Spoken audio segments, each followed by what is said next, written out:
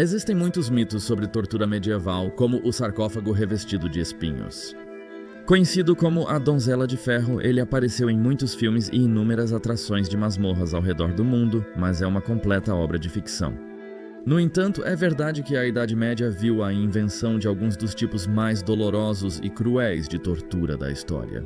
Tortura que era usada como meio de perseguição religiosa, punição criminal e, às vezes, controle social. Vamos voltar no tempo agora para descobrir a terrível realidade da tortura medieval e olhar para alguns dos métodos, dispositivos e vítimas que suportaram esse tormento escuro e cruel na Idade Média. Bem-vindo à loucura medieval.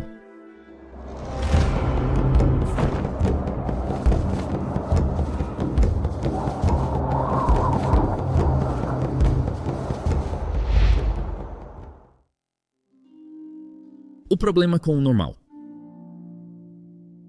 Segundo a crônica anglo-saxônica de 1139, durante a Guerra Civil do século XII entre Matilda e Stephen, partidários de ambos os lados sequestraram aqueles que acreditavam ter riqueza, homens ou mulheres, e para obter seu ouro ou prata, os prenderam e torturaram com torturas indescritíveis, piores do que as sofridas pelos mártires. Eles os penduraram pelos pés e os defumaram com fumaça fétida. Eles os penduraram pelos polegares ou pela cabeça e penduraram cotas de malha em seus pés. Eles amarraram cordas nodosas em volta de suas cabeças e as torceram até entrar no cérebro. Foi durante o século XII que uma revolução na jurisprudência e na cultura jurídica ocorreu na Europa e moldou o direito penal. Isso surgiu da atualização das regulamentações medievais e da necessidade de unificar a lei na Europa cristã. Princípios anteriores, com seus métodos de julgamento por ordalho, eram considerados insustentáveis e primitivos. Uma mudança significativa foi a substituição do procedimento acusatório pelo processo de interrogatório. Agora, a confissão veio em primeiro lugar na lista de evidências para uma condenação criminal, em vez do juramento do Freeman. Era considerada uma confirmação tão sólida que os juristas começaram a chamar a confissão de rainha das provas. Em um tempo quando medo e crueldade eram usados para afirmar poder, a tortura era a ferramenta ideal para obter confissões, coletar informações ou apenas punir.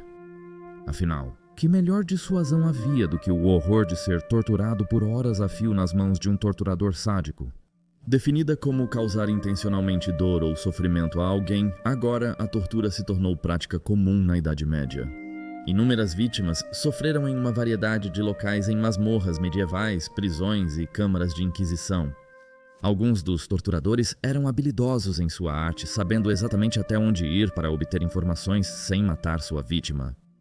John de Ockel foi encontrado morto na rua principal de Oxford no sábado, 17 de junho de 1346, mas há apenas uma testemunha ocular que diz que foi Andrew, filho de Thomas LeGay, quem matou John com uma facada na garganta.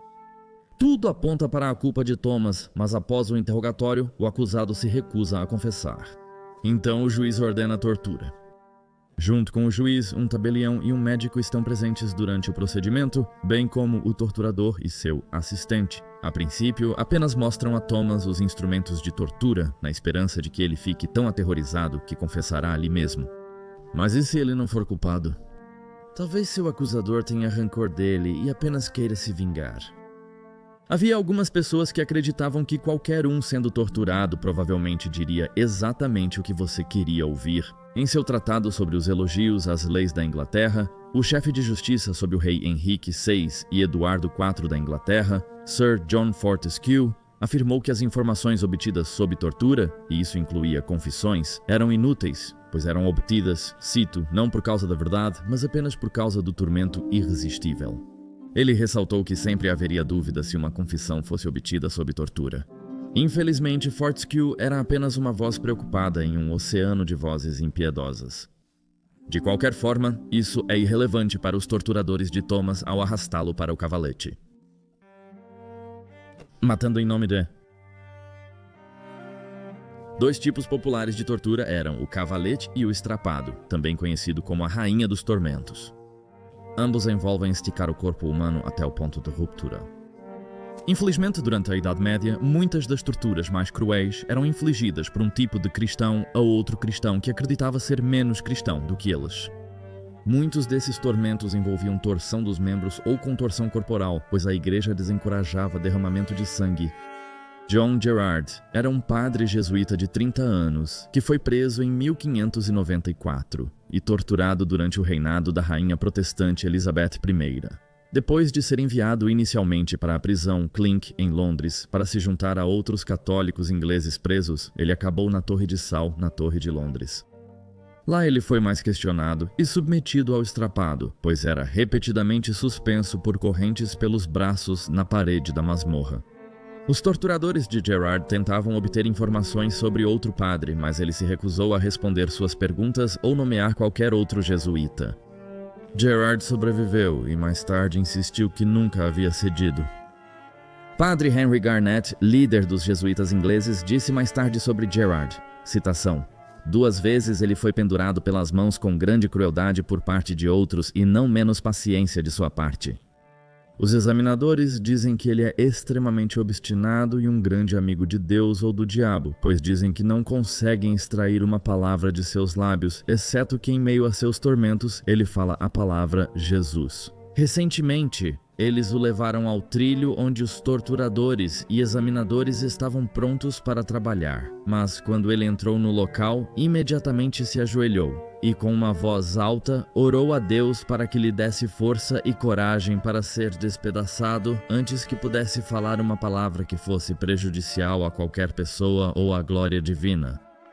E vendo-o tão resoluto, eles não o torturaram. Mesmo com as mãos mutiladas pela tortura, Gerard conseguiu escapar de seus torturadores e subir em segurança para fora do fosso da torre.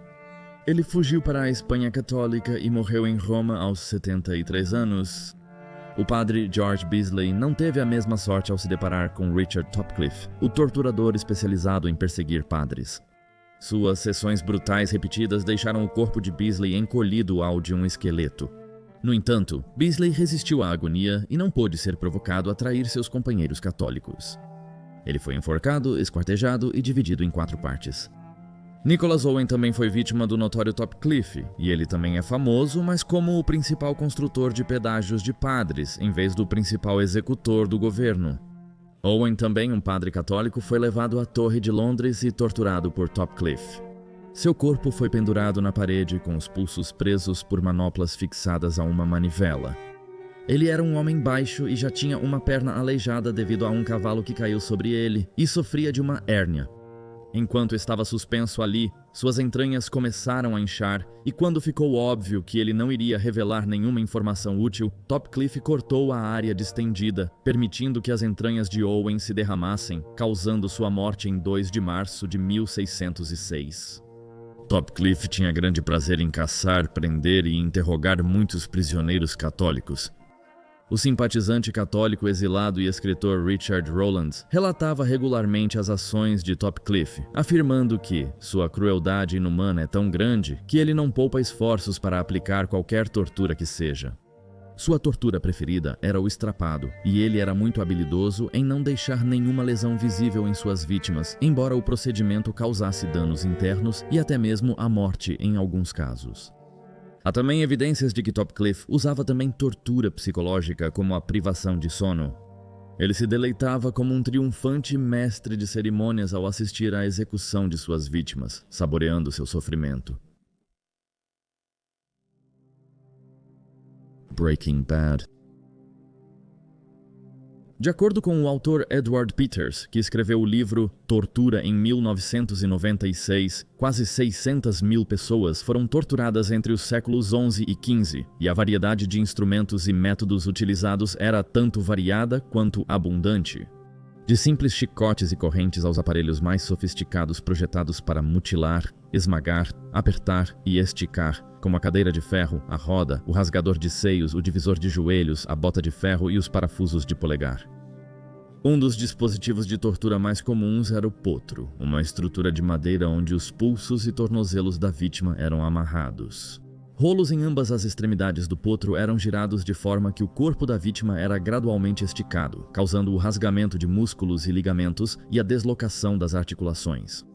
Quando Anna Skill foi torturada no potro em 1545 por heresia, seus torturadores esticaram tanto seu corpo que seus cotovelos, joelhos, ombros e quadris foram deslocados. Ela teve que ser levada para sua execução em uma cadeira porque não conseguia andar. Anne foi queimada na fogueira em Smithfield, em Londres.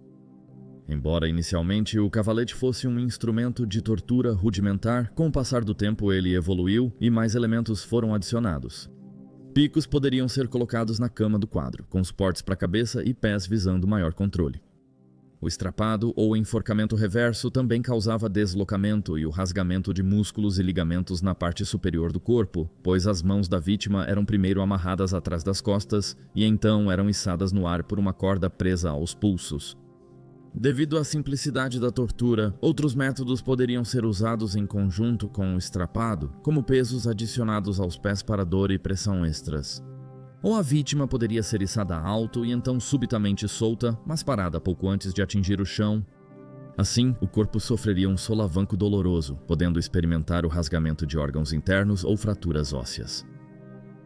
Acredita-se que o pregador italiano Savonarola foi torturado pelo estrapardo várias vezes antes de ser enforcado e queimado em 1498. Também se acredita que Maquiavel foi submetido ao estrapardo quando foi preso por supostamente conspirar contra a família Médici em Florença. Outro dispositivo que infligia dor extrema através da contorção do corpo da vítima era a filha do catador, também chamada de filha de Skevington, inventada pelo tenente da Torre de Londres, Sir Leonard Skellington, durante o reinado do rei Henrique VIII. Este instrumento de tortura comprimia o corpo em vez de esticá-lo. A máquina consistia em um suporte em forma de A, feito de metal. A cabeça da vítima era colocada no topo, as mãos no meio e os pés separados na base. O suporte então dobrava, forçando a cabeça para baixo e os joelhos para cima em posição sentada. Isso comprimia o corpo e muitas vezes forçava o sangue a sair pelas orelhas e nariz. Quando os cavaleiros templários foram presos pelo rei Filipe IV da França em 1307, eles foram submetidos a várias formas de tortura, incluindo o estrapado, o parafuso de polegar e a queima com ferros quentes. A tortura com ferro quente envolvia o uso de um instrumento aquecido para queimar a pele. Qualquer implemento de metal, como alicates ou pinças, poderia ser usado.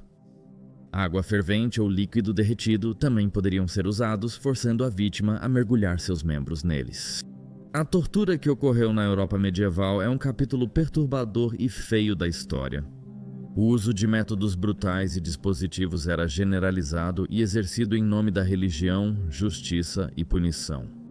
Mas é importante saber que, pelo menos na Europa, houve uma evolução gradual dos direitos humanos. De muitas maneiras, aprendemos com o passado e, ao fazê-lo, tentamos criar um mundo mais humano. Agradecemos por assistir a este episódio de Loucura Medieval. Inscreva-se se gostou do vídeo, pois lançamos um novo toda sexta-feira. Até a próxima, desejo a todos uma semana incrível. Saúde!